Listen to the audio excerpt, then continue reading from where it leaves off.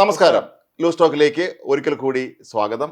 അങ്ങനെ മോദി 3.0 അവര് ഭരിക്കാൻ നാളെ സത്യപ്രതിജ്ഞാ ചടങ്ങ് നാളെ തുടങ്ങാൻ പോവുകയാണ്. ഇത്തവണ ഒരുപാട് പ്രത്യേകതകളുണ്ട്. ഏകകക്ഷി ഭരണം ഇല്ല എന്നുള്ളൊരു നമ്മൾ ഇന്നലെ വിശദമായി ചർച്ച ചെയ്ത വിഷയമായിരുന്നത്. നാളെ ഇനി പുതിയ മന്ത്രിസഭ വരുമ്പോൾ എന്തൊക്കെയായിരിക്കും സംഭവിക്കുക എന്നുള്ളത്. ഏതായാലും പ്രധാനമന്ത്രി നരേന്ദ്രമോദി സംബന്ധിച്ച് അദ്ദേഹത്തിന് നിയുക്ത പ്രധാനമന്ത്രി ഇതിനെ പറയാൻ പറ്റുള്ളൂന്നല്ലേ.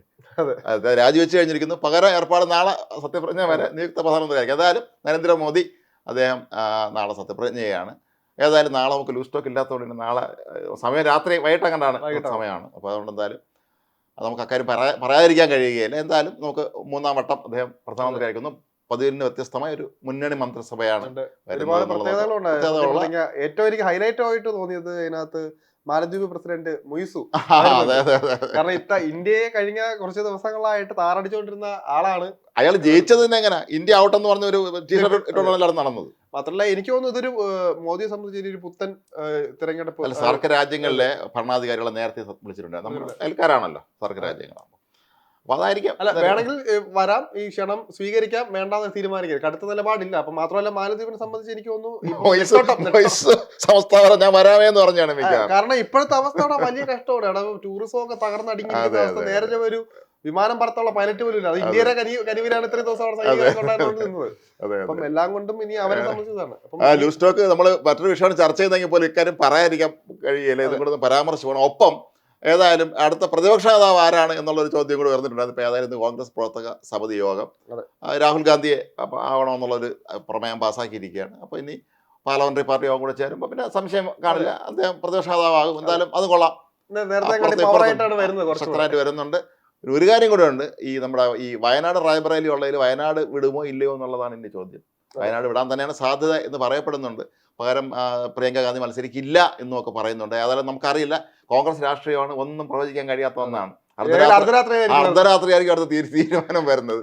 അപ്പൊ അതുകൊണ്ട് തന്നെ ഏതായാലും രാഹുൽ ഗാന്ധി പ്രതിപക്ഷ നേതാവ് തുടരട്ടെ, അദ്ദേഹത്തിന് മികച്ച പ്രതിപക്ഷ നേതാവായി തിളങ്ങാൻ കഴിയട്ടെ. ഒപ്പം പ്രധാന നരേന്ദ്രമോദിയെ സംബന്ധിച്ച് അദ്ദേഹം ഒരു കൂട്ടുമുന്നണി മന്ത്രിസഭയെ നയിക്കുകയാണ്. അപ്പൊ അത് അതിൻ്റെതായ ചില സാങ്കേതിക പ്രശ്നങ്ങളൊക്കെ ഉണ്ടാകാം. എങ്കിലും അദ്ദേഹം ഒരു വളരെ നല്ല ശക്തനായ നേതാവ് എന്നുള്ള നിലയിൽ അദ്ദേഹം കൃത്യമായി അത് തോണി തുഴയട്ടെ, കൃത്യമായിട്ട് മുന്നോട്ട് പോട്ടെ. പ്രതിപക്ഷവും അവരുടെ നിലപാട് അവരുടെ ജോലി അവർ കൃത്യമായി നിർവഹിക്കട്ടെ. കാരണം തവണത്തേക്ക് പോലെ തീരെ ആൾ കുറവല്ല, ഇത്തവണ പ്രതിപക്ഷത്തും ആളുണ്ട്. ഇപ്പൊ ഇങ്ങനത്തെ രീതിയിൽ വലിയ രീതിയിൽ നമ്മളെ വാർത്തകളൊക്കെ പോകുമ്പോൾ ഇപ്പം നമ്മുടെ കേരളത്തിലെ അവസ്ഥ പറയായിരിക്കും. ഇവിടെ തുടങ്ങിക്കഴിഞ്ഞു. ഇവിടെ വാക്കുകൾ കൊണ്ടാണല്ലോ ഇവിടെ. അതാണ് നമ്മൾ ലൂസ് ടോക്ക് ചർച്ച ചെയ്യാൻ പോകുന്നത്. ഈ വിഷയമാണ് നമ്മൾ ശരിക്കും പറഞ്ഞാൽ ഇന്നലെ ചർച്ച ചെയ്യേണ്ടി ഇരുന്നതാണ്. പക്ഷെ നമ്മുടെ ലൂസ് ടോക്കിന് ശേഷമാണ് ഇത് കൂടുതൽ കാര്യങ്ങൾ പുറത്തു വന്നതും മറ്റ് ഒരു ചർച്ചാ വിഷയമൊക്കെ ആയതും. അതുകൊണ്ട് ഇന്ന് ചർച്ച ചെയ്യാൻ കഴിയുകയില്ല. നമ്മുടെ മുഖ്യമന്ത്രിയുടെ എന്ത് പറയാം, വായമൊഴി വഴക്കോന്ന് എന്തൊക്കെ പറയണം, എന്താണ് പറയേണ്ടത് അതിന്, അദ്ദേഹത്തിന്റെ ഭാഷാ പ്രയോഗങ്ങൾ. എനിക്ക് തോന്നുന്നൊരു കാര്യം മുഖ്യമന്ത്രിക്ക് വേണ്ടി ഒരു പുസ്തകം ഇറക്കണം, ഡിക്ഷണറി ഇറക്കണമെന്നാണ്. പറഞ്ഞ വാക്കുകളെല്ലാം വമ്പ ഹിറ്റാണ്. തീർച്ചയായും. ഇതേപോലെ അവസാനമായിട്ട് വിവരദോഷി അദ്ദേഹത്തെ എല്ലാ വാക്കുകളും വമ്പ ഹിറ്റാണ്. ഇനിയുള്ള ദിവസങ്ങളിൽ ചിലപ്പോൾ ഇതായിരുന്നു വിവരദോഷിയായിരിക്കും. ഇന്ത്യനാനിയലിനാണെന്നാണ് അദ്ദേഹം എന്ന് വിളിച്ച ബിഷപ്പിനെ. അപ്പൊ അതുപോലെ നമ്മളെ NK പ്രേമൻ തന്നെ വരണവരെന്ന് വിളിച്ചു. അതാണ് എൻ്റെ ഏറ്റവും വലിയ പ്രത്യേകതയുള്ളതെന്ന്. അപ്പോൾ ഇത് പ്രത്യേകിച്ച് ഇദ്ദേഹത്തെ പോലെ ഡോക്ടർ ഗിവർഗീസ് മാർ കുർലോസ് അറിയാം. അത് യാക്കോബായ സഭയിൽ അത് മെത്രോപ്പൊലിത്തൻ അദ്ദേഹത്തിന്റെ സ്ഥാനമാനങ്ങൾ അദ്ദേഹം ഒഴിഞ്ഞിട്ടുണ്ട് നേരത്തെ തന്നെ. എങ്കിൽ പോലും അദ്ദേഹം ഇപ്പോഴും വൈദികൻ തന്നെയാണ്. എല്ലാത്തിനുപരിയായിട്ട് പറഞ്ഞ ഇടതുപക്ഷമായിട്ട് ചേർന്ന് അതെ മുഖ്യമന്ത്രി കാലം കാത്തുവെച്ച നേതാവെന്നൊക്കെ പറഞ്ഞ ആളാണ് അദ്ദേഹം. അങ്ങനെയുള്ള ഒരാള് ഒരു വിമർശനം ഉന്നയിക്കുമ്പോൾ അത് മാന്യമായ ഭാഷയിൽ, പിണറായി മോശമായ ഭാഷയിൽ എന്തെങ്കിലും ആണ് ഇദ്ദേഹം പറഞ്ഞിരുന്നുവെങ്കിൽ നമുക്ക് സഹിക്കാം, ശരി, തിരിച്ച് പറയാം. അദ്ദേഹം വളരെ മാന്യമായ സൗമ്യമായ ഭാഷയിലാണ് അത് പറഞ്ഞിരുന്നത്. ഈ നിസ്സാര വിമർശനം പോലും അംഗീകരിക്കാൻ കഴിയാത്തൊരു മാനസികാവസ്ഥയിലേക്ക് ഇവരൊക്കെ എന്തുകൊണ്ട് മാറുന്നു എന്നുള്ളത് എനിക്ക് മനസ്സിലാവുന്നില്ല. ഒരാളും പറയാനില്ല. ഇതൊരു സത്യം പറഞ്ഞ ഏകാധിപത്യ രീതിയാണ് ഇത് കാണുന്നത്. കാരണം വിമർശനങ്ങൾ വന്ന് അത് കേട്ടാൽ മാത്രമല്ലേ പരിഹരിക്കാൻ പറ്റുള്ളൂ. ഇതിപ്പോ ഒരാൾക്ക് ഒന്നും പറയാൻ പറ്റില്ല. ഒരു ചോദ്യം, ഇവിടെ ഒരു മാധ്യമ പ്രവർത്തകർക്ക് പോലും അടിസ്ഥാനപരമായിട്ട് ഒരു ചോദ്യം ചോദിക്കാൻ പറ്റില്ല. അപ്പൊ തുടങ്ങും. ഇവിടെ ഈ ഒരു ഇലക്ഷനെ എങ്ങനെ ഉറ്റുനോക്കുന്നു, ഈ അപ്പൊ തിരിച്ചു തന്നെ മറുപടി. ഇപ്പൊ അതാണ് ട്രെൻഡ് ആയിക്കൊണ്ടിരിക്കുന്നത് വലിയ രീതിയിൽ. അത് ഈ തിരഞ്ഞെടുപ്പിനെ മറ്റേ സംസ്ഥാനത്ത് വേണ്ടി കുട്ടിക്കൊഴക്കേണ്ട, അത് വേറെ ഇത് വേറെ എന്ന് അദ്ദേഹം തന്നെയാണ് 2016 ഇലക്ഷൻ കഴിഞ്ഞപ്പോഴത്തേക്കും വലിയ രീതിയിൽ പല രീതിയിലും അങ്ങനത്തെ രീതി കഴിയുമ്പോൾ സംഭവിക്കുന്നതൊക്കെയാണ്. എന്ത് പറഞ്ഞെന്ന് അറിയാൻ പാടില്ല. അവിടെയൊക്കെ AK ആന്റണിയൊക്കെ നമ്മള് മാതൃകയാക്കണം. 2004 ഇലക്ഷന് ശേഷം രാജിവെച്ചു. ലോക്സഭാ തെരഞ്ഞെടുപ്പിലെ കനത്ത തോൽവിക്ക് ശേഷം രാജിവെച്ച് മാതൃകയായി. മാത്രമല്ല നമ്മൾ ഒരു കാര്യം ശ്രദ്ധിക്കണം. ഇപ്പം കുർലോസ് തിരുമേനി അദ്ദേഹത്തെ ഇത്രയും മോശമായ ഭാഷയിലാണ് വിമർശിച്ചിരിക്കുന്നത്. പക്ഷെ അദ്ദേഹം ഇന്ന് വീണ്ടും മറുപടി പറഞ്ഞിട്ടുണ്ട്. അദ്ദേഹം അടുത്ത വർഷത്ത് തന്നെയാണ്. പക്ഷെ അദ്ദേഹം പറഞ്ഞിടത്ത് ഉറച്ചു നിൽക്കുന്നു അദ്ദേഹം പറഞ്ഞു. അദ്ദേഹം പറഞ്ഞ നിലപാട് ശരിയാണല്ലോ. അദ്ദേഹം പറഞ്ഞ നിലപാട് നമ്മുടെ ഈ നാട്ടിൽ ജനങ്ങളുടെ നിലപാടാണ്. അതല്ലെങ്കിൽ ഇത്തവണ ഇടതു മുന്നണി വലിയ പോരെഴുത്തിൽ ജയിക്കുമായിരുന്നു. അദ്ദേഹം പറഞ്ഞ നമ്മളെ എന്നാലോചിക്കും സ്ഥലത്തെ നമ്മൾ തന്നെ നമ്മളെ ജോലി ചെയ്യുന്നു. നമുക്കൊരു അബദ്ധം പറ്റിയാൽ നമ്മളെ കൂടെയുള്ള ആൾ അത് തെറ്റാണെന്ന് ചൂണ്ടിക്കാട്ടി നമ്മളെ ചീത്ത വിളിക്കും. നമ്മൾ തിരുത്തി മുന്നോട്ട് പോകും. എപ്പോഴും നമുക്ക് അതാണ് നമ്മുടെ രീതി. ഒരു രസമുള്ളൊരു സംഭവം പറഞ്ഞുതരാം. KC ജോൺ സാർ കേട്ടിട്ടുണ്ടെങ്കിൽ ടൈംസ് ഓഫ് ഇന്ത്യയുടെ കേരളത്തിലെ അറൗണ്ട് 35-40 വർഷം കേരളത്തിലെ ടൈംസ് ഓഫ് ഇന്ത്യ ലേഖകനായിരുന്നു. വളരെ മുതിർന്ന മാധ്യമപ്രവർത്തകനായിരുന്നു. പ്രസ് ക്ലബ്ബിൽ ഞങ്ങൾ പഠിക്കുമ്പോൾ ഞാൻ ആദ്യം അവിടെ ആണ് പഠിച്ചത്. അപ്പം ജോൺ സാറായിരുന്നു ഞങ്ങളുടെ കോഴ്സ് ഡയറക്ടറായിരുന്നു. അപ്പോൾ സാർ അങ്ങനെ പഴയ ചരിത്രം അധികം പറയാറില്ല, സന്ദർഭോചിതമായ എന്തെങ്കിലും പറയുന്നേ ഉള്ളൂ. അദ്ദേഹം ഒരു രസമുള്ള കഥ പറഞ്ഞിട്ടുണ്ട്. അപ്പോൾ ഇതൊക്കെ ഈ ബഹളം കാണുമ്പോൾ ഞാനത് ഓർക്കുന്നു. അദ്ദേഹം പറഞ്ഞത് ഈ KC ജോൺ സാറ് മലയാറ്റൂർ രാമകൃഷ്ണനും ഫ്രീ പ്രസ് ജേണലിൽ ബോംബെയിൽ മാധ്യമ ട്രെയിനികളായിരുന്നു. അവരെ ചെറുപ്പത്തിൽ പഠിത്തം കഴിഞ്ഞ് പോയിട്ട് ഇവരെ കൂടെ ഒരാളും കൂടെ ജോലി ചെയ്തിരുന്നു. അത് മറ്റാരുമല്ല, സാക്ഷാൽ ബാൽ താക്കറെയാണ്. ബാൽ താക്കറെ ഇവരെല്ലാം ഒരുമിച്ചാണ് ഒരു ഡെസ്കിൽ ജോലി ചെയ്യാണ്. അപ്പോൾ ബാൽ താക്കറെ അറിയില്ല, വലിയ കാർട്ടൂണിസ്റ്റ് ആയിരുന്ന ആളും കൂടെയാണ് അദ്ദേഹം. ബാൽ താക്കറെ നല്ല സെൻസ് ഓഫ് ഹ്യൂമറുള്ള ഒരാളാണ്. അദ്ദേഹം ഈ കാർട്ടൂൺ പോലെ തന്നെ ആളെ കളിയാക്കുകയും ചെയ്യും. കൂടെ സഹപ്രവർത്തകർ അദ്ദേഹം കളിയാക്കും. പക്ഷേ അദ്ദേഹത്തെ കളിയാക്കിയാൽ അദ്ദേഹത്തിൻ്റെ വിധം മാറും. അപ്പം അത് പ്രശ്നമാണ്. പുള്ളി ഇറിറ്റേറ്റഡ് ആവും. അപ്പം ഈ മലയാറ്റൂർ രാമകൃഷ്ണൻ സ്ഥിരം പരിപാടി ഇദ്ദേഹത്തെ കളിയാക്കും. അപ്പോൾ ഇയാൾ ഇറിറ്റേറ്റഡ് ആവും. സ്വാഭാവികം അദ്ദേഹം ഇറിറ്റേറ്റഡ് ആവും. അപ്പോൾ ഇതേ കഴിഞ്ഞ് അവരെ പോയി പിന്നെ ഓരോരുത്തർ ഓരോ വഴിക്കാൻ മലയാറ്റൂർ പിന്നെ IAS കാരനൊക്കെ പോയി സാറ് കേരളത്തിലേക്ക് വന്നു. പിന്നെ പാൽത്താക്കറ ഇത്രയും വലിയൊരാളായി. മാത്രമല്ല ഈ ശിവസേന പ്രസ്ഥാനം തുടങ്ങിയപ്പോൾ അന്ന് അവരാദ്യം തല്ല ഓടിച്ച മലയാളികളാണ് ബോംബെയിൽ. ഈ മലയാളികളാണ് അവിടെ അവരെ ഉപജീവനം ഇല്ലാതാക്കുന്നതെന്ന് പറഞ്ഞുകൊണ്ട്. അപ്പോൾ മലയാറ്റൂർ പിന്നെ ജോൺ സാറിനെ കാണുമ്പോഴൊക്കെ പറയുമായിരുന്നു, ജോണെ ഞാൻ കൊണ്ട് കളിയാക്കുമായിരുന്നോണ്ടാണോ ഈ ബാൽത്താക്കറെ ഇപ്പോൾ മലയാളികളെ ഓടിച്ചിട്ട് തല്ലെന്ന് ഇവർ പറഞ്ഞ് തമാശ പറയുമായിരുന്നു എന്ന് പറഞ്ഞു. അപ്പോൾ അതുപോലെ ബാൽത്താക്കറെ പക്ഷേ അദ്ദേഹം വലിയ നേതാവായി മാറി. ഈ ഒരാൾ നമ്മൾ എല്ലാവരും അക്സെപ്റ്റ് ചെയ്യാൻ നമ്മൾ പഠിക്കണം നമ്മുടെ പൊതുരംഗത്തേക്കും. പക്ഷേ ബാൽത്താക്കറെ പിൽക്കാലത്ത് അങ്ങനെ ചെയ്യാൻ തോന്നുന്നില്ല. അത് കുറച്ചുകൂടെ ഒരു ഉദാരമനസ്കനായെന്ന് തോന്നുന്നു.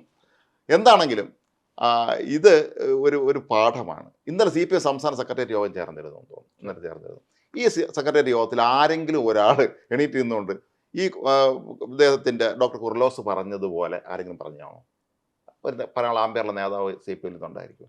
ചിലപ്പോൾ കാണുമായിരിക്കും. നമ്മൾ മാധ്യമങ്ങൾക്ക് മുമ്പിൽ വരില്ലെന്നേ ഉള്ളൂ. ഇതിനകത്ത് തന്നെ ചിലപ്പോൾ കാണുമല്ല. എന്നാൽ പോലും ഇത്രയും ധൈര്യമായിട്ട് കാരണം ഇത് പറയാൻ കാരണം എന്ന് വെച്ച് കഴിഞ്ഞാൽ നമ്മൾ പണ്ടത്തെ അപേക്ഷിച്ച് എനിക്ക് തോന്നുന്നു ഇപ്പോഴത്തെ ആളുകളൊക്കെ മാറി ചിന്തിച്ചു തുടങ്ങി. കാരണം നമ്മളെ കൂട്ടത്തിലുള്ള ഒരാൾ തന്നെ തെറ്റ് ചെയ്താൽ അത് വിളിച്ചു പറയാൻ പാടില്ല എന്നുള്ള രീതിയിലൊക്കെ അതൊക്കെ മാറി. ഇപ്പം തെറ്റ് ചെയ്യണമെന്ന് പറയാം. ഇപ്പം നേരത്തെ തന്നെ രാജാവ് നഗ്നനാണെന്ന് പറയാൻ ഉറച്ച ആൾക്കാർ തന്നെയാണ്. അതുപോലെ തന്നെ നമുക്ക് ഏറ്റവും വലിയ നമ്മൾ നേരത്തെ പറയാറുണ്ട്, നമ്മൾ എപ്പോഴും സാംസ്കാരിക നായകർ എന്നൊക്കെ പറയുന്നത് അവരൊന്നും രംഗത്ത് വരുന്നില്ല. ഇപ്പൊ അതിനൊക്കെ മാറ്റം നമുക്ക് നോക്കണ്ട. ഈ ഇടതുപക്ഷമായിട്ട് ഏറ്റവും ചേർന്ന് നിൽക്കുന്ന സിനിമ സംവിധായകനായ ഉണ്ണികൃഷ്ണൻ വരെ അതെ അദ്ദേഹം വരെ പറഞ്ഞിട്ടുണ്ട് തിരുത്തലുകൾ എന്നുള്ള രീതിയിൽ.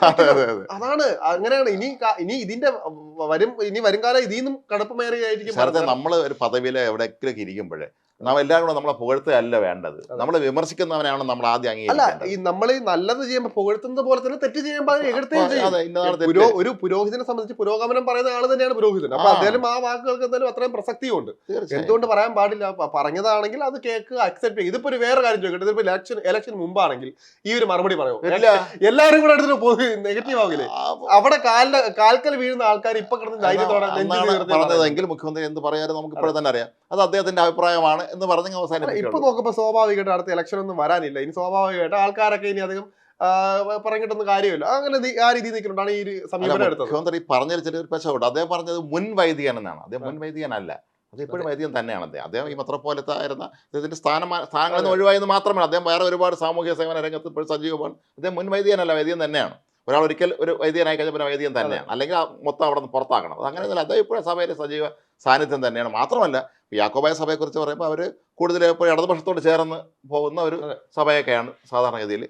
ഇദ്ദേഹത്തെ ഡോക്ടർ കുർലോസിനെ സംബന്ധിച്ചാണെങ്കിൽ അദ്ദേഹത്തിന് വേണമെങ്കിൽ അദ്ദേഹത്തിന് ഒരു കാലത്ത് ചെറുപ്പമാണ്, പ്രായം കുറവാണ്. അദ്ദേഹം ഈ ഒരു കാലത്ത് അദ്ദേഹത്തിന് ഈ സഭയുടെ പരമാധ്യക്ഷനാവാനുള്ള സാധ്യത നൽകാൻ കഴിയില്ല. എന്നിട്ട് അദ്ദേഹം അതൊക്കെ വേണ്ടെന്ന് വെച്ച്, അത്രയും വലിയൊരു പദവി വേണ്ടെന്ന് വെച്ച് അദ്ദേഹം സാമൂഹ്യ രംഗത്ത് വളരെ സജീവ സാന്നിധ്യമാണ്. മാത്രമല്ല അദ്ദേഹം നന്നായി എഴുതുന്ന ഒരാളാണ്, കാര്യങ്ങളെക്കുറിച്ച് ആനുകൂല്യ സമൂഹത്തിൽ പ്രതികരിക്കുന്ന ആളാണ്, നല്ല അറിവുള്ള മനുഷ്യനാണ്. സമകാലിക വിഷയങ്ങളിൽ അദ്ദേഹം പ്രതികരിക്കുകയൊക്കെ ചെയ്യുന്നുണ്ട്. പക്ഷേ അദ്ദേഹം ഈ പിണറായി നേരത്തെ ന്യായീകരിക്കുമായിരുന്നത് മാത്രമാണ് പലരും ഒരു അല്പത്തോടെ കണ്ടിരുന്നത് എന്താണെന്നുള്ളത്. എന്നാൽ അത് അദ്ദേഹത്തിൻ്റെ അഭിപ്രായമാണ്, അത് പറയാനുള്ള സ്വാതന്ത്ര്യം അദ്ദേഹത്തിനുണ്ട്. പക്ഷെ എന്നാലും ഒരു അഭിപ്രായം പറയുന്ന ഒരാളിനെ ഈ ഭാഷയിൽ വിമർശിക്കുക അല്ല, മാത്രമല്ല വേറൊരു കാര്യം, ഈ പറയുന്ന വാക്കുകൾ ഇപ്പൊ വിവരദോഷമാണോ ഇല്ലയെന്ന് തീരുമാനിക്കേണ്ടത് പിണറായി അല്ലല്ലോ, നമ്മളല്ലേ തീരുമാനിക്കുന്നത് പറയുന്നത് എന്താണെന്ന്. അപ്പം അങ്ങനെ വരുന്ന വാക്കുകൾ ഇപ്പൊ എന്താണ് നമ്മൾ നോക്കുമ്പോഴത്തേക്കും പറഞ്ഞ കാര്യങ്ങളൊക്കെ ശരിയാണ്. ഇപ്പം ആ ഒരു ദുർഭരണം കൊണ്ട് അതുകൊണ്ട് മാത്രമാണ് ഇപ്പോഴും ആ പ്രളയത്തിന്റെ ഹൈലൈറ്റ് ചെയ്തത്. ഇപ്പം മുഖ്യമന്ത്രി തന്നെ തിരുത്തി മാറ്റിയാണ് പറയുന്നത്. പ്രളയം വരണമെന്നാണ് ഈ ഇദ്ദേഹം ആഗ്രഹിക്കുന്ന രീതിയിലാണ് അദ്ദേഹം പറഞ്ഞത്. അങ്ങനെയല്ല, പ്രളയത്തിനും ഇതും മാത്രം വന്നിട്ട് അത് കൊണ്ട് രക്ഷ നേടിയ സർക്കാരാണെന്നുള്ള രീതിയിലാണ് പറയുന്നത്. അപ്പം അത് അവർ മാറ്റേണ്ടതെന്ന് പറയുമ്പം ഇങ്ങനത്തെ കാര്യങ്ങളിൽ അതിനെ മുതലാക്കാതെ തന്നെ സാധാരണ ജനങ്ങൾക്ക് അറിയേണ്ട കാര്യങ്ങൾ, അല്ലെ അവരെ സഹായിക്കേണ്ട കാര്യങ്ങളിലൊക്കെ അവർക്കൊരു വ്യക്തത വരണം. അതായത് സാധാരണ ജനങ്ങൾ ഇപ്പോഴും ആശ്രയിക്കുന്നത് സർക്കാരാണ്. ഇപ്പോൾ അതില്ല. ഇപ്പം സർക്കാർ വിരുദ്ധതയാണ് എല്ലായിടത്തും ഉള്ളത്. അത് ഈ ഇലക്ഷനൊക്കെ കാര്യമായിട്ട് ബാധിച്ചിട്ടുമുണ്ട്. എനിക്ക് തോന്നുന്നത് ഇപ്പോൾ ഒരുപാട് നമ്മുടെ നാട്ടിലെ സാംസ്കാരിക നായകന്മാരും കവികളും എല്ലാം കൂടെ ചേർന്ന് മുഖ്യമന്ത്രി വാഴ്ത്തി ഒരു കവിത വരെ എഴുതി തുടങ്ങിയിട്ടുണ്ട്. കവിത തിരുവാതിര വരെ എഴുതി മുഖ്യമന്ത്രി നായകനായിക്കൊണ്ട്. അപ്പോൾ അതൊക്കെ പക്ഷേ അദ്ദേഹത്തിന് ഇഷ്ടപ്പെട്ട് കാണുമായിരിക്കും. അതിനിടയിലാണ് ഒരാൾ പറയുന്നത് നിങ്ങൾ ഇങ്ങനെ ശരിയല്ല എന്നുള്ളത്. മാത്രമല്ല അദ്ദേഹം അദ്ദേഹം ഫേസ്ബുക്ക് പോസ്റ്റ് ഇട്ടതിൽ ചില വാക്കുകൾ നമ്മൾ ശ്രദ്ധിക്കണം. അദ്ദേഹം പറയുന്നുണ്ട്, നമ്മൾ വണ്ടി ഓടിക്കുമ്പോൾ ഇടത്തോട്ട് തന്നെ പോകണം, ഇടത്തോട്ട് ഇൻഡിക്കേറ്റർ ഇട്ട് വണ്ടി വലത്തോട്ട് അടിച്ച് അപകടത്തിൽ പെടുമെന്ന് പറയുന്നത്. കാരണം ഇടതുപക്ഷത്ത് നിൽക്കാൻ പറ്റുള്ളൂ, അതിന് വലതുപക്ഷ വ്യതിയാനം ഉണ്ടാകാൻ പാടില്ല എന്ന സൂചന അദ്ദേഹം പറയുന്നത്. അപ്പോൾ ഇതൊക്കെ തന്നെ ഇദ്ദേഹത്തെ വല്ലാതെ പ്രകോപിപ്പിച്ചിരിക്കുന്നു. മുഖ്യമന്ത്രി പെട്ടെന്ന് അദ്ദേഹത്തിന് ഇഷ്ടപ്പെട്ടില്ല, ആരുടെ എൻ്റെ അടുത്ത് എന്നെ ചോദ്യം ചോദിക്കാൻ വന്നത് എന്നുള്ള രീതിയിലാണ് അദ്ദേഹം പറയുന്നത്. അപ്പോൾ ഇത് ഒരിക്കലും ഒരു ഭരണാധികാരിക്കും ആശാസ്യമായ ഒരു കാര്യമല്ല. അത് പലപ്പോഴും സംഭവിക്കാറുള്ളത് ഈ ചുറ്റും നിൽക്കുന്ന ഈ ഒരു ആരാധക വൃന്ദയിൽ പല പദവിയിലെത്തുന്നവർക്ക് അവരിങ്ങനെ പൊഴുത്തിക്കൊണ്ടിരിക്കും. ഒരു ഘട്ടം കഴിയുമ്പോൾ ഇവർ ഈ സൈക്കോഫാൻസ് എന്ന് പറയുന്ന ഈ ആളുകളെ പറഞ്ഞ് പൊഴുത്തി ഇവരവസാനം സ്വയം അവർക്ക് തന്നെ തോന്നുന്നത് ഞാനൊരു സംഭവമാണ്, എന്നെ ആരും ഇന്ത്യയുടെ വിമർശിക്കാൻ പാടില്ല എന്നുള്ളത്. അതൊരു ജനാധിപത്യ വ്യവസ്ഥയിൽ ഒരിക്കലും നല്ലതല്ല. കാരണം നമുക്ക് എല്ലാവർക്കും കൂടെ അസംബ്ലിയിൽ പോയി ഇരിക്കാൻ പറ്റാത്തതുകൊണ്ടാണ് ഇവരെ അങ്ങോട്ട് പറഞ്ഞിരിക്കുന്നത്. അസംബ്ലിയിൽ അല്ലെങ്കിൽ മന്ത്രിസഭയിലും ഒക്കെ തന്നെ ഈ നാട്ടിൽ ജനങ്ങൾക്ക് മുഴുവൻ പോയിരിക്കാൻ പറ്റില്ല. അപ്പോൾ നമ്മുടെ പ്രകൃതിയാണ് അവർ. ഇപ്പം മാത്രമല്ല ഇതിനകത്ത് വേറെ കാര്യം, ഇപ്പം നമ്മൾ നോക്കുമ്പോൾ ഇപ്പോൾ ഫെയിംസ് ഇത്രയും പബ്ലിക് ഫെയിംസ് ആണ് ഇതിൽ വരുന്നത്. പക്ഷെ അതിനേക്കാൾ ഉപരിയായിട്ട് ഇപ്പോൾ നമുക്ക് മനസ്സിലാക്കേണ്ടത് സാധാരണ അണികൾ പോലും ഇതിനെ പ്രതികരിച്ചു തുടങ്ങിയിട്ടുണ്ട്. കാരണം ഇവിടെ നമ്മൾ തോൽവി ഇപ്പോൾ ഇടതുപക്ഷമല്ല, അതിനകത്തൊരു ഒറ്റ ഫാക്ട് പിണറായി വിജയൻ എന്നൊരു ഫാക്ട് മാത്രമാണ്. ഇതിനകത്ത് ബാക്കിയുള്ളവരെ സംബന്ധിച്ച് അവരൊന്നും പ്രത്യക്ഷത്തിൽ ആരെയും ബുദ്ധിമുട്ടിച്ചിട്ടില്ല. മാത്രമല്ല നമ്മളിവിടെ പല കാര്യങ്ങളും ചോദിക്കും. ഇപ്പം കഴിഞ്ഞ കുറച്ച് വർഷങ്ങളെ നോക്കിക്കഴിഞ്ഞാൽ നമുക്ക് മനസ്സിലാവും എന്തുകൊണ്ട് ഇവിടെ ഈ കേരളത്തിലെ ജനങ്ങൾ അനുഭവിക്കുന്നത്. കുറെ ഇവിടെ പട്ടിണിയിൽ ഇപ്പോഴും നമ്മൾ പട്ടിണി ആയിക്കൊണ്ടിരിക്കുകയാണ്. കാരണം കടുത്ത ദാരിദ്ര്യത്തിലേക്കാണ് കടക്കുന്നത്. അപ്പൊ ശ്രീലങ്കയെ തോൽപ്പിക്കുന്ന രീതിയിലേക്ക് ഇവിടുത്തെ സാമ്പത്തിക ഘടനയൊക്കെ പോയെന്ന് പറയുന്നുണ്ട്. കടം വാങ്ങിച്ച് മുടിങ്ങിയ അവസ്ഥ. മാത്രമല്ല ഈ സമയത്താണ് വിദേശയാത്രയും മറ്റും, അതുപോലെ തന്നെ മുഖ്യമന്ത്രിയുടെ വീട്ടിൽ പോലും ആരോപണം ഉയർന്നിരിക്കുന്നു. ഇതിനൊന്നും കൃത്യമായ മറുപടിയില്ല.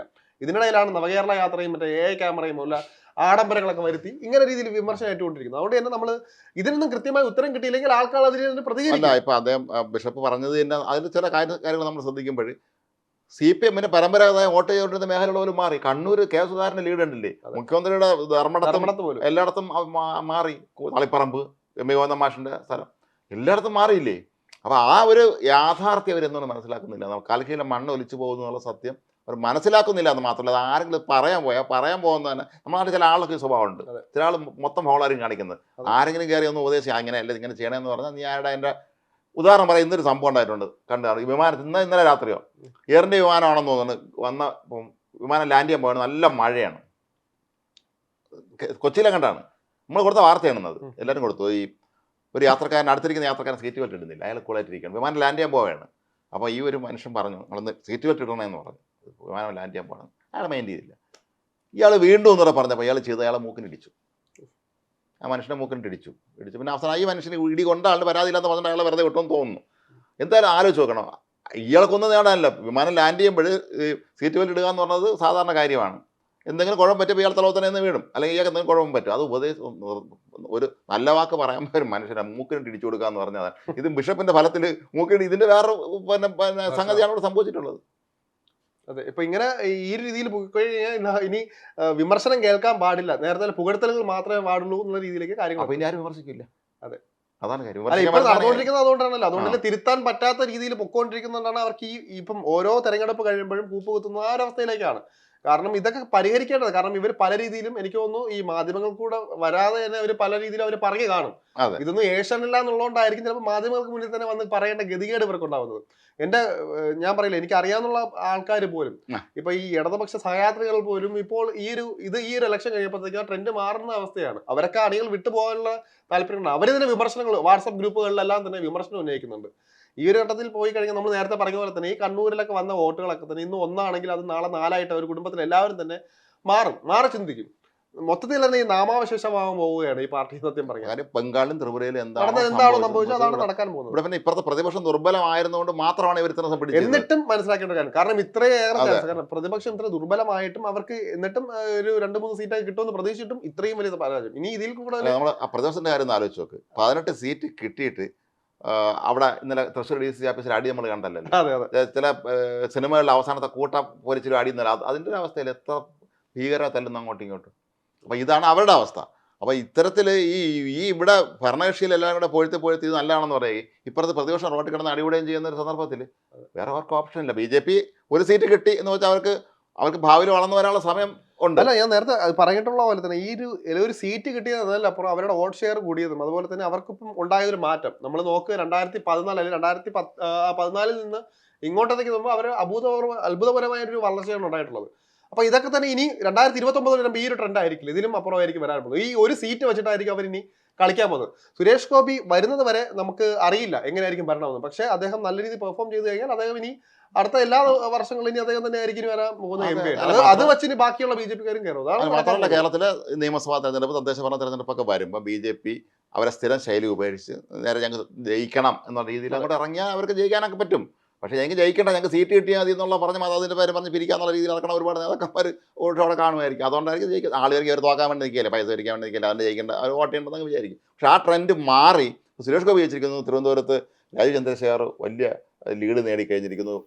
ആലപ്പുഴ ശോഭാ സുരേന്ദ്രൻ, ഇവരൊക്കെ തന്നെ മികച്ച ആറ്റിങ്ങൽ ഭീമരേന്ദ്രൻ, ഇവരൊക്കെ തന്നെ ശ്രമിച്ചാൽ ജയിക്കാമായിരുന്നു. ഇപ്പോൾ പല മണ്ഡലങ്ങളിൽ തോന്നുന്നുണ്ടായിരിക്കാം ഒന്നുകൂടെ ശ്രമിച്ചിരുന്നെങ്കിൽ ജയിക്കാമായിരുന്നു. ആ അവസ്ഥ വരെ എത്തി. പക്ഷേ എന്നിട്ടും അവരെന്തോട് ശ്രമിക്കുന്നില്ല എന്നുള്ളത് മനസ്സിലാവുന്നില്ല. പക്ഷേ അടുത്ത തെരഞ്ഞെടുപ്പൊക്കെ ആകുമ്പോൾ ഇത് മാറുമായിരിക്കാം, ട്രെൻഡ് മാറി ഒരുപക്ഷെ പുതിയ ഇതിനുള്ള സംവിധാനങ്ങളൊക്കെ വരുമായിരിക്കാം അവർക്ക്.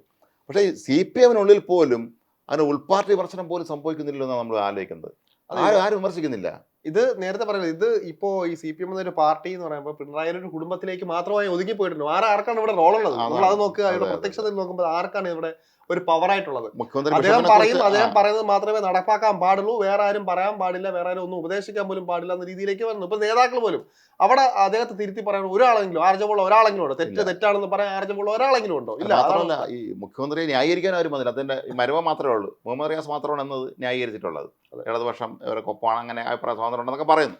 വേറെ ആരും ന്യായീകരിക്കാൻ പോലും വന്നിട്ട്. സ്ഥിരം പറയുന്നത് നമ്മുടെ ജയേട്ടൻ പോലും EP പോലും MP-യുമാണ് സാധാരണ അവർ സ്ഥിരം പറയുന്നവരുണ്ട്. അപ്പോൾ അവരൊന്നും പറഞ്ഞിട്ടില്ല. ചിലപ്പോൾ അവരുടെ പ്രതികരണം ആയിരിക്കാം. പക്ഷേ ഇത് വളരെ പ്രധാനപ്പെട്ടതാണ്.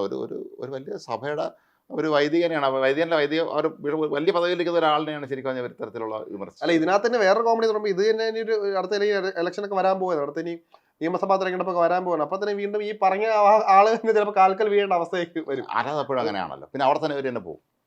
അപ്പോൾ ഈ നമ്മുടെ എല്ലാ രാഷ്ട്രീയ പാർട്ടികളിലും വളർന്നു വരുമ്പോൾ അല്ലെങ്കിൽ ഭരണം കിട്ടുമ്പോഴൊക്കെ തന്നെ അത് ചെയ്യുന്നത് ശരിയല്ല എന്ന് പറയാൻ ആരെങ്കിലും ഉണ്ടായിരുന്നെങ്കിൽ ഒരുപാട് കോൺഗ്രസിന് സംഭവിച്ചെങ്കിൽ ഇന്നത്തെ ദുരവസ്ഥ തന്നെ നമുക്കെടുക്കാം. ഈ കോൺഗ്രസിന് പണ്ടേ ആരെങ്കിലുമൊക്കെ അബദ്ധം കാണിക്കുമ്പോൾ ഇങ്ങനെ അല്ല ചെയ്യേണ്ടതെന്ന് പറയാനുള്ള ധൈര്യമുള്ളവരുണ്ടായിരുന്നെങ്കിൽ കോൺഗ്രസ് ഇന്ന് ഗതി വരില്ലായിരുന്നു. ഒരു ഉദാഹരണം പറയുകയാണെങ്കിൽ ഇപ്പം അടിയന്തരാവസ്ഥ കാലത്ത് അടിയന്തരാവസ്ഥ പ്രഖ്യാപിക്കുന്നു. ഇന്ദിരാഗാന്ധി പ്രധാനമന്ത്രിയാണെങ്കിലും ഒരു പഞ്ചായത്ത് മെമ്പർ പോലില്ലാത്ത അവരുടെ മകൻ സഞ്ജയ് ഗാന്ധി അഴിഞ്ഞാട്ടം നടത്തുന്നു. അയാൾ രാജ്യത്ത് മൊത്തത്തിൽ അയാൾ കാര്യങ്ങൾ തീരുമാനിക്കുന്നു. എല്ലാവരും പിടിച്ച് ജയിലിടാൻ പറയുന്നു. അയാളെ ഔദ്യോഗിക സ്റ്റേറ്റ് ഗസ്റ്റായിട്ട് എല്ലാ സംസ്ഥാനങ്ങളും കൊണ്ട് ആദരിക്കുന്നു. ആരുമില്ലാത്തൊരു മനുഷ്യനെ കൊണ്ട് സ്വീകരണം കൊടുക്കും, സർക്കാർ ജില്ലയിൽ സ്വീകരണം കൊടുക്കുന്നു. അപ്പോൾ ആ പടം ഇത് എന്താണ് സംഭവിക്കുന്ന ആളൊക്കെ ഒരു പിടിയില്ലാത്തൊരവസ്ഥ. അന്ന് പിന്നീട് ഗുവാഹട്ടിയിൽ നടന്ന AICC സമ്മേളനത്തിൽ വെച്ച് ഇന്ദിരയാണ് ഇന്ത്യയാണ് ഇന്ദിര എന്നൊരു മുദ്രാവാക്യം കൊണ്ട് ഇറക്കി. അന്ന് പ്രസിഡന്റായിരുന്ന DK ബറോ. അപ്പോൾ ഇന്ദിരയാണ് ഇനി ചോദ്യമില്ലെന്നായി.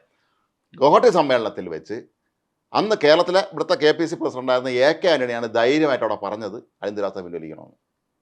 നമ്മൾ പലപ്പോഴും ലൂസൊക്കെ പറഞ്ഞിട്ടുള്ള കാര്യമാണ്. ഇന്ന് പലപ്പോഴും ആന്റണി പലരും കളിയാക്കി ഇങ്ങനെ പറയുന്നത്. പക്ഷേ അന്ന് ഇവിടുത്തെ എല്ലാ വലിയ കൊടികെട്ടിയവരെക്കാളും പൊതുവെ സൗമ്യനായ AK ആന്റണി അക്കാര്യത്തിൽ ഉറച്ച നിലപാടെടുത്തു. അടിയന്തരാവസ്ഥ പിൻവലിക്കണം എന്ന്, പിൻവലിച്ചിട്ട് തിരഞ്ഞെടുപ്പ് നടത്തണമെന്ന് അദ്ദേഹം ഗുവാഹട്ടി സമ്മേളനത്തിൽ ആവശ്യപ്പെട്ടു. ശരിക്കും പറഞ്ഞാൽ ആ സമ്മേളനത്തിൽ പങ്കെടുത്ത പലരും അന്ന് കരുതിയത് ഈ AK ആന്റണി ഇനി തിരിച്ച് കേരളത്തിലോട്ടായിരിക്കും, അല്ലെങ്കിൽ തീഹാർ ജില്ലയ്ക്കായിരിക്കും പോകുന്നത് എന്ന്. കാര്യം സഞ്ജയ് ഗാന്ധിയുടെ അത്രയും കർശനം ക്രൂരമാണ് രീതികൾ. ഒരുപക്ഷെ ഇന്ദിരാഗാന്ധിക്ക് സഞ്ജയ് ഗാന്ധിയെക്കാളും ബോധം വെളിവ് ഉണ്ടായിരുന്നത് കൊണ്ട് അവർക്ക് തോന്നിക്കാണ് ഇത് ശരിയാണ് ഇദ്ദേഹം പറഞ്ഞത്. ജനാധിപത്യ രാജ്യമാണ്, ലോകത്തെ ഏറ്റവും വലിയ ജനാധിപത്യവാദിയുടെ മകളാണ് ഇന്ദിരാഗാന്ധി. അപ്പോൾ അവർ തോന്നിക്കാണും. പിന്നീട് അവർ അടിയന്തരാവസ്ഥ പിൻവലിക്കുന്നു, തിരഞ്ഞെടുപ്പിൽ അവർ പരാജയപ്പെടുന്നു. എങ്കിൽ പോലും ഇവരെ മുഖത്ത് നോക്കിക്കൊണ്ട് പറയാനുള്ള ധൈര്യം AK ആന്റണി കാണിച്ചു. അത് സത്യമാണ്. AK ആന്റണി നമ്മളെ എക്കാലത്തും അദ്ദേഹത്തിൻ്റെ രാഷ്ട്രീയ ജീവിതത്തിൽ നമ്മൾ ബഹുമാനിക്കേണ്ട, അദ്ദേഹത്തോട് ഒരുപാട് കാര്യങ്ങളൊക്കെ വിയോജിപ്പുണ്ട്. പക്ഷേ നമ്മൾ യോജിക്കുന്ന അദ്ദേഹത്തോട് 100% നമ്മൾ പിന്തുണ കൊടുക്കേണ്ട ഒരു കാര്യമായിരുന്നു അദ്ദേഹം രാഷ്ട്രീയ ജീവിതത്തിൽ. പിൻവലിക്കണമെന്ന് പറയാം. ഇത്രയും വലിയ കൊടിയേറ്റ് നേതാക്കന്മാർ, അത് ആന്റണിക്ക് പ്രായം കുറവാണ്. അദ്ദേഹം കേരളത്തെ പിന്നെ എത്ര എന്തായാലും 35 വയസ്സിന് താഴെ വരെയുള്ളായിരിക്കും. പറയാനുള്ള ധൈര്യം കാണിച്ചു. പടുകളവന്മാരൊക്കെ അവിടെ ഇരിക്കുകയാണ്. അവരെല്ലാം മിണ്ടാതെ നിരാന്തിയാണ് ദൈവം എന്ന് പറഞ്ഞുകൊണ്ടിരിക്കുമ്പോൾ പറയാനുള്ള ധൈര്യം കാണിച്ച്. അങ്ങനെ പറയാൻ ആർജവമുള്ള ഒരാൾ ഈ CPM ഇല്ലാതെ പോയല്ലോ ഇത് നമ്മൾ ചിന്തിക്കും. സത്യം പറയാൻ ചേട്ടാ എപ്പോഴും പറയാനുള്ള സന്ദേശ സിനിമ എനിക്ക് ഓർമ്മ വന്നത്. ഇങ്ങോട്ട് ചോദ്യം വേണ്ടത് കുമാരപിള്ള സാറ് അറിയാമല്ലോ എന്ന് പറയുമല്ലോ. അതെ, നേരത്തെ ചോദ്യം ചെയ്താൽ അറിയാമല്ലോ എന്ന് പറയും. അതുപോലെ തന്നെ ഞാൻ പറയട്ടില്ല, ഇതുപോലെ പല ചോദ്യങ്ങളും വന്നു കാണും. പക്ഷെ ഇത് പുറത്തല്ല, അവിടെ തന്നെ അടിച്ചിരുത്തോടെ. കാരണം അയാൾക്ക് നാളെ സ്ഥാനമാനങ്ങൾ കിട്ടണമെങ്കിൽ മിണ്ടാതിരുന്നേ പറ്റുള്ളൂ. അവിടെ ഇപ്പം ഞാൻ പറയില്ല, ഇപ്പൊ ജനങ്ങൾക്ക് വേണ്ടി സേവിച്ചിരുന്ന ഒരു പാർട്ടി അല്ലെങ്കിൽ ഒരു നേതാക്കളൊക്കെ തന്നെ അവരുടെ കാര്യങ്ങൾക്ക് വേണ്ടി സ്വയം മൗനികളായിട്ട് മാറിക്കൊണ്ടിരിക്കുകയാണ്. അതാണ് ഇവിടെ. അല്ല, അതാണ് സംഭവിക്കുന്നത്. മാത്രമല്ല ഇവരുടെ CPM സംബന്ധിച്ച് അവർക്ക് ഒരുപാട് പ്രസിദ്ധീകരണങ്ങളും മാധ്യമങ്ങളൊക്കെ ഉണ്ട്. അതിലൊക്കെ തന്നെ വരണതല്ല ഈ വാഴ്ത്തലുകൾ മാത്രമേ വരുന്നുള്ളൂ. ആർക്ക് വിമർശിക്കാൻ പറ്റില്ല, വിമർശിച്ചാൽ തീർന്നു. അപ്പോൾ അത് തന്നെയാണ് ഇപ്പോൾ ഇദ്ദേഹത്തിൻ്റെ നേർക്കും ഈ ഇത്തരം പദപ്രയോഗങ്ങൾ. മാത്രമല്ല ശരത്തെ, അടിസ്ഥാനപരമായി നമ്മൾ പൊതുപ്രവർത്തകരാണ്. നമ്മൾ ഈ ഭാഷ പ്രയോഗിക്കരുത് ആരുടെ ആളെ ഈ വ്യക്തിയെ അധിക്ഷേപിക്കുന്ന രീതിയിലുള്ള വാക്കൊരിക്കലും പറയരുത്. നമ്മളെപ്പോഴും ഉദാഹരണത്തിൽ ആലോചിച്ചു കെ കരുണാകരനെ കുറിച്ച്. അദ്ദേഹത്തിന് ഇത്രയും അധിക്ഷേപിച്ച മാധ്യമങ്ങളില്ല, അല്ലെങ്കിൽ ഇത്രയും പഴിയേട്ടൊരു മനുഷ്യയില്ല. വല്ലവരും ചെയ്ത കുറ്റം മുഴുവൻ തലയിലേറ്റേണ്ടെന്ന ഒരു മനുഷ്യൻ അദ്ദേഹം അറിയില്ല. പക്ഷേ കരുണാകരൻ ഒരിക്കലും ഈ ഭാഷയിൽ ആരെയും കുറിച്ചും പറയില്ല. അദ്ദേഹം സൗമ്യ ഭാഷയിലേ പറയൂ. പക്ഷേ അത് പലപ്പോഴും ശക്തമായിരിക്കും അദ്ദേഹം പറയുന്നത്. പക്ഷേ ഒരിക്കലും ഈ ഭാഷ അദ്ദേഹം ഒരിക്കലും ഉപയോഗിക്കില്ല. അല്ല, ഇത് എന്ത് വില കൊടുത്തും അങ്ങനെ എന്ത് രീതിയിലും അവരെ വേദനിപ്പിക്കുക എന്ന രീതിയാണ് ഇതിനകത്തുള്ളത്. മാത്രമല്ല, ഞാനെന്ന അഹന്ത അതിനകത്ത് വലിയ രീതിയിലുണ്ട്. ഇതിപ്പോൾ EMSന്റെ AKGയുടെ ഒക്കെ നാനാരുടെ ഒക്കെ പാർട്ടിയാണ്. ഈ നാനാരൊക്കെ ആണെങ്കിൽ അത് EMS ഒരിക്കലും അവരൊന്നും അങ്ങനെ ഈ ഭാഷ ഒരിക്കലും പറയില്ല. അവർ വളരെ ആദരവോടെ സംസാരിക്കുള്ളൂ എതിരാളികളെ കുറിച്ച് പോലും. ഒരിക്കലും അങ്ങനെ മോശം ഭാഷ അവരാരും ഉപയോഗിക്കില്ല. ഇത്തരത്തിലുള്ള പദപ്രയോഗങ്ങളെ നടത്തൂല അവരാരും. അത് പഴയ കമ്മ്യൂണിസ്റ്റുകാരുടെ ഒരു രീതിയാണ്. നമ്മൾ പണ്ട് പറഞ്ഞു കേട്ടിട്ടുണ്ട്. ഈ പണ്ടൊക്കെ നിയമസഭയിൽ ഈ പേരല്ല പറയുന്നതാണ്. ബഹുമാനപ്പെട്ട പിന്നെ കാഞ്ഞിരപ്പള്ളി മെമ്പർ അല്ലെങ്കിൽ ബഹുമാനപ്പെട്ട എറണാകുളം മെമ്പർ എന്നേ പറയുള്ളായിരുന്നു എന്നാണ്. അങ്ങനെ അഭിസംബോധന ചെയ്യുമായിരുന്നതാണ് അവർ. അതല്ലാതെ ഈ മറ്റേ ആ പേര് വിളിച്ച് പോലും അല്ല പറയുമായിരുന്നെന്ന് കേട്ടിട്ടുണ്ട്. അപ്പം അങ്ങനെ വലിയൊരു കാലഘട്ടത്തിൻ്റെ ഒരു തുടർച്ചയാണ് ഇപ്പോൾ നടന്നുകൊണ്ടിരിക്കുന്നത്. പക്ഷെ അങ്ങനെ ഈ ബിഷപ്പാണെങ്കിലും സാധാരണക്കാരാണെങ്കിലും ഒക്കെ തന്നെ അവരോട് ഈ ഭാഷ സംസാരിക്കരുതിരിക്കുന്നത്. അതെ, ഇവിടെ മുഖ്യമന്ത്രി ഇപ്പോൾ കേൾക്കുന്നത് എനിക്ക് തോന്നുന്നു ഒരുപക്ഷെ കുറച്ച് PR ടീമുകളിൽ അവരുടേതായ ഇതുണ്ടല്ലോ, അവരത് മാത്രമേ കേൾക്കാറുള്ളൂ. ബാക്കി സാധാരണ ആൾക്കാരോ അല്ലെങ്കിൽ കൂടെയുള്ള കക്ഷികളുടെ ഒന്നും തന്നെ അവരുടെ ഒന്നും കേൾക്കാറില്ല. പ്രതിപക്ഷം എന്ന് പറയുന്നത് പ്രതിപക്ഷം കാര്യം പറയാൻ വേണ്ടിയാണ് അവർ നിൽക്കുന്നത്. അവരെ തെറ്റുകൾ ചൂണ്ടിക്കാട്ടാൻ വേണ്ടിയാണ് പ്രതിപക്ഷം. പക്ഷെ പ്രതിപക്ഷത്തെ പോലും പലപ്പോഴും പരിഗണനയ്ക്ക് പോലും എടുക്കാറില്ല. മറ്റും നമ്മൾ നേരത്തെ ചേട്ടൻ പറഞ്ഞ പോലെ EMS ആയാലും അവരെ പോലുള്ള നേതാക്കളെല്ലാം പ്രതിപക്ഷം വലിയ രീതിയിൽ അംഗീകരിച്ചിട്ടുണ്ട്. ഇത് ഇപ്പം പാർട്ടിയുമായി യോജിച്ച് നിൽക്കുന്ന ഒരാളുടെ പോലും ഒരു വാക്ക് കേൾക്കാൻ തയ്യാറാകാതെ ഇത്രയും അസ്വസ്ഥനാകുന്നത് വല്ലാതൊരു കഷ്ടമായിട്ടാണ്. ഇവിടെയാണ് നമ്മൾ ഉമ്മൻചാണ്ടിയുടെ മഹത്വം നമ്മൾ മനസ്സിലാക്കുന്നത്. ഉമ്മൻചാണ്ടിയെ പോലെ അദ്ദേഹം അതൊരിക്കലും പ്രകോപിതനാകാത്ത ഒരു നേതാവ് തന്നെയായിരുന്നല്ലോ. ഒരിക്കലും അദ്ദേഹത്തിൻ്റെ മന്ത്രിസഭയിൽ അംഗമായിരുന്ന ഒരാൾ, ഞാൻ പേരൊന്നും പറയുന്നില്ല, ഒരാൾ BSനെ കുറിച്ച് വളരെ മോശമായ പരാമർശം നടത്തി. അത് അല്പം ആസ്ട്രേലിയത്തിലേക്ക് പോയൊരു പരാമർശമായിരുന്നു. അതിന് നിയമസഭ കൂടിയപ്പോൾ ഉമ്മൻചാണ്ടി ക്ഷമാപണം നടത്തി. നിയമസഭയിൽ ഖേദം പ്രകടിപ്പിച്ച അദ്ദേഹം മന്ത്രിസഭാ അംഗം പറഞ്ഞാൽ അദ്ദേഹം BS പ്രതിപക്ഷ നേതാവാണ്. അവരുടെ പ്രശ്നം തീർന്നു. സഭാ നേതാവിന് എണീറ്റ് നിന്ന് പിന്നെ അത് ശ്രമം നടത്തുമ്പോഴേ അതുപോലെ ഉമ്മൻചാണ്ടി നോക്ക്. ഉമ്മൻചാണ്ടി എത്ര നിങ്ങൾ ഇറിറ്റേറ്റ് ചെയ്ത് നോക്ക്, ഉമ്മൻചാണ്ടിക്ക് ഇങ്ങനെയൊന്നും പറയില്ല. കൊണ്ട് സെക്രട്ടറിയിൽ ചോര ഒലിപ്പിച്ച് നടന്നിട്ടും അദ്ദേഹം നമ്മുടെ ചീഫ് സെക്രട്ടറി ഫ്രാൻസ് കറേയ്ക്ക് നൽകിയ ഒരു ഇന്റർവ്യൂ ഇപ്പോൾ നമുക്ക് ഓർമ്മ വരുന്നുണ്ട്. അദ്ദേഹം അതിൽ പറയുന്നുണ്ട്, രാഷ്ട്രീയക്കാരൊരിക്കലും അങ്ങനത്തെ ഈ പ്രശ്നമൊന്നും ഉണ്ടാവരുതെന്ന്. നമ്മളെ വിമർശിച്ചാൽ നമ്മൾ അംഗീകരിക്കണം. അതല്ലെങ്കിൽ എനിക്ക് ഇവിടെ ആരും എനിക്ക് ചോദിക്കാൻ പറഞ്ഞാൽ എനിക്ക് എന്തും ചെയ്യാമെന്ന് തോന്നി. ഇപ്പോൾ ആ ഭരണാധികാരി എന്തും ചെയ്യുമെന്നാണ് അദ്ദേഹം പറഞ്ഞിട്ടുണ്ട്. ഞാൻ ഒരു ഒപ്പിട്ട് കൊടുത്താൽ ആദ്യം ചുറ്റും നിൽക്കുന്നവർ പറഞ്ഞാൽ ഒരു ഒപ്പിട്ട് കൊടുക്കും.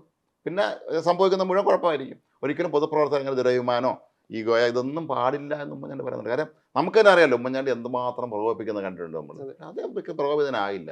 അങ്ങനെ ഒരു നല്ല നേതാക്കൾ എപ്പോഴും അങ്ങനെ ആയിരിക്കണം. അവർ പ്രസൻസ് ഓഫ് മൈൻഡ് എപ്പോഴും അങ്ങനെ ആയിരിക്കണം. അവർ ഒരിക്കലും ദേഷ്യപ്പെടുകയും ബഹളം വയ്ക്കുകയും ഈ ഭാഷ ഒരിക്കലും ആരും പറയരുത്. ഭരണാധികാരികൾ നമ്മൾ പോലും പറയരുത് ഒരിക്കലും നമ്മളെതിരെയുള്ള പരസ്യമായിട്ടൊരു വേദിയിൽ. നമ്മളിപ്പോ നേരത്തെ പറഞ്ഞ ചേട്ടൻ പറഞ്ഞ പോലെ തന്നെ ഒരു പൊളിറ്റീഷ്യൻ ആകുമ്പോൾ ആത്മനിയന്ത്രണം അല്ലാണ്ട് വേണം, നല്ലോണം വേണം അത്. കാരണം ഇത് നമ്മളിപ്പം ഒരാളെടുത്ത് മാത്രം പറഞ്ഞില്ല. ഇതിപ്പം മുഖ്യമന്ത്രി എന്ന് പറയുന്ന മുഖ്യമന്ത്രി പറയുമ്പോൾ അത് മൊത്തം ആളുകൾ കേൾക്കും. നാഷണൽ മീഡിയയിലൊക്കെ ഇത് വലിയ ചർച്ചയാണ് ഈ ഒരു ഓരോ വാക്കുകൾ. അപ്പൊ അതുകൊണ്ട് തന്നെ ഒരു പൊളിറ്റീഷ്യന് വേണ്ട അടിസ്ഥാന യോഗ്യത പോലും ഇല്ലാത്ത രീതിയിലേക്കുള്ള പെരുമാറ്റമാണ്. കാരണം ഇത് ആദ്യത്തെ തവണയല്ല. സ്വന്തം കലിപ്പ് തീർക്കാൻ വേണ്ടി മനസ്സിലുള്ള കലിപ്പ് തീർക്കാൻ വേണ്ടി ഇങ്ങനത്തെ വാക്കുകൾ ഉപയോഗിക്കുക. അത് മുഖ്യമന്ത്രി നേരത്തെ പറയുന്നത് തന്നെ ഈ രീതിയിലൊന്നും വലിയ രീതിയിലുള്ള വാക്കുകൾ കൊണ്ടൊന്നും വിമർശിച്ചിട്ടില്ല. അങ്ങനെയുള്ള ആൾ ഇപ്പൊ PC ജോർജ് ഒക്കെയാണ് പറഞ്ഞിരുന്നെങ്കിൽ 2 കൊടുത്തത്. അപ്പം മിണ്ടാതിരുന്നത് അതുപോലെ അല്ല.